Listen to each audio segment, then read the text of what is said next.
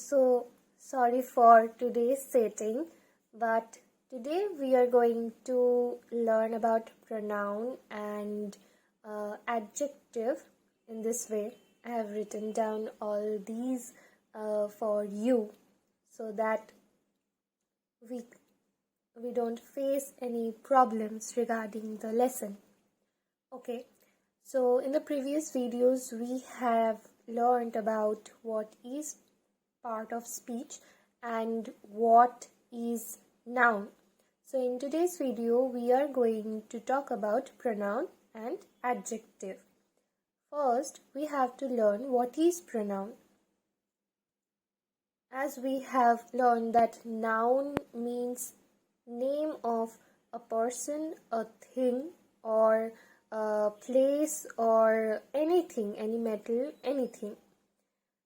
Pronoun is a word which is used instead of a noun, which means in the place of noun we will use the pronoun, which will make the sentence more clear, or it will sound good when we hear that. Repeating a same name makes a sentence very boring, but when we use these pronouns it makes these sentences more good, and the quality of that sentence enhance.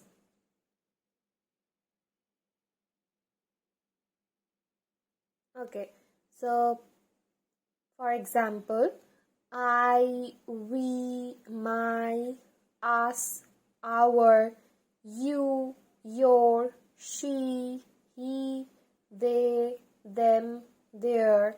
These are the pronouns. There are many pronouns. I have just said these few examples. When we use some particular words that indicate the nouns, then those words are called pronouns. Pronoun helps to stop the constant repetition of noun in a sentence. As I said, like Lakshmi is a good girl. Lakshmi wakes up early in the morning every day. Lakshmi is the topper of her school. When I'm using the word, the name Lakshmi in every sentence continuously, it makes the sentence more boring. It sounds so similar. But when I'm using Lakshmi is a good girl, Lakshmi, I'm not using the word Lakshmi, but I'm using the word she, which is a pronoun for Lakshmi. She wakes up early in the morning every day. She is the topper of the school. Then this sentence sounds more good than the previous one. On the basis of person, we can divide pronoun into three types: first person, second person, and third person. I have given the examples under these persons I have mentioned. Like first person pronouns are I, we, my, us, me, our, etc. These are the first person pronouns. Second person pronouns are you, your, yours. When I'm talking about you is the second person. When I'm talking about I, or about myself, or about my surroundings, then that would be the first person pronoun. Okay, in the third person pronoun, he or she or they, them, him, her, their, these are the third person pronouns. Okay, so when we are dividing pronouns on the basis of use, we find four types of pronouns. First is reflexive pronoun, second is emphatic pronoun, and the third is relative pronoun, and the fourth is interrogative pronoun. So what is reflexive pronoun? Reflexive pronoun is when we add self after any pronoun, then it is called reflexive pronoun. It can be myself, it can be ourselves, it can be yourself, it can be himself or herself. After any pronoun, if we add the word self, then it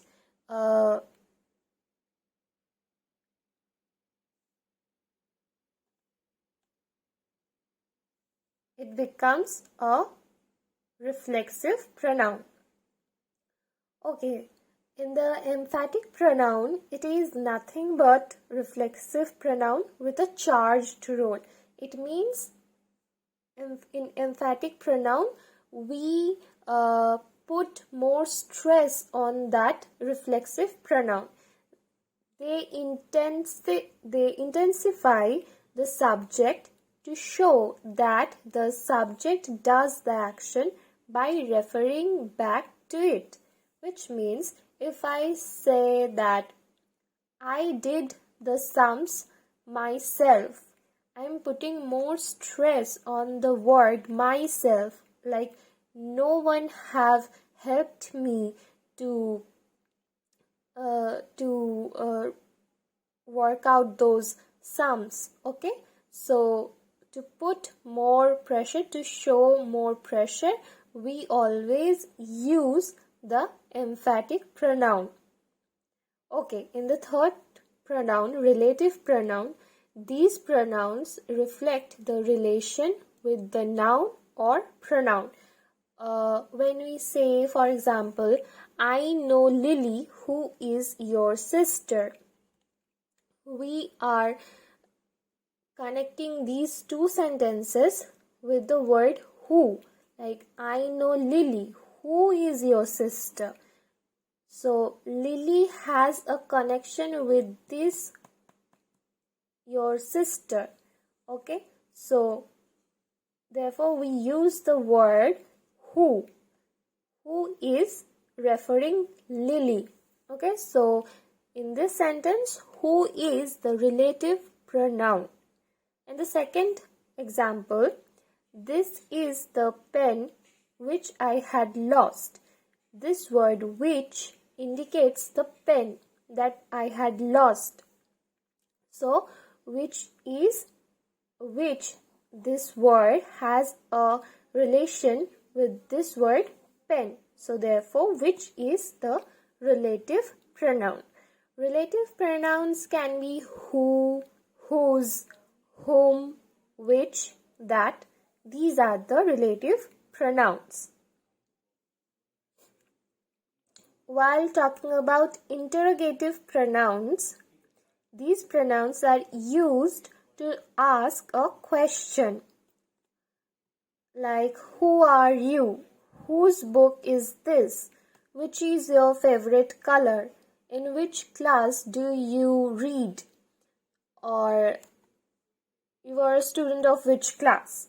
Okay, so these are the interrogative pronoun through which we ask a question. And these words, who, whose, whom, which, what, these are the WH words that we use to question. And interrogative pronouns are very easy to identify because always it carries a question. Okay, so it is a very, very easy pronoun.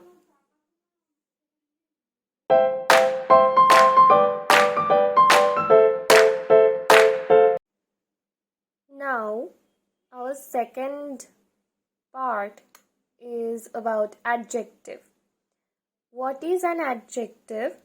An adjective is a describing word which sits before or after a noun and after a pronoun. Adjective always takes place after or before a noun, but it always takes place after a pronoun. Okay, to give a clear idea about that noun or pronoun. Adjective always gives us more information about that noun or pronoun, whether it is about its color, its shape, anything like that. Okay, so it tells us about the quality, quantity, number, and about more informations to understand that noun or pronoun more clearly. It gives us a clear picture or idea about that noun or pronoun. For example, if we say a little child needs care. In this word, child, in the sentence, child is the noun. But while we adding this word little child, we get a clear information or clear picture that the child is little. So this is an adjective because it's giving us the idea about the child. Second one, Rabindranath Tagore is a great poet. We all have known that Rabindranath Tagore is one of the best poet in India. And while we are saying that Rabindranath Tagore is a great poet, we are talking about the greatness about his poetry, about his writings. Okay, so to indicate the novelty, the greatness, we use the word great. Therefore, this word great is giving us the clear picture about Rabindranath Tagore. Okay, in the third example, it is a very beautiful flower. The word very beautiful gives us the clear picture about flower. How, what kind of flower it is. The flower is very beautiful. So, very beautiful is again an adjective. Or if we say it is a very beautiful butterfly, then the very beautiful indicates the nature of that butterfly. So the word very beautiful is an adjective. If you have any doubt or any question, then you can comment in the down below. And if you like this video, then you can give it a thumbs up and share this video, subscribe to my channel.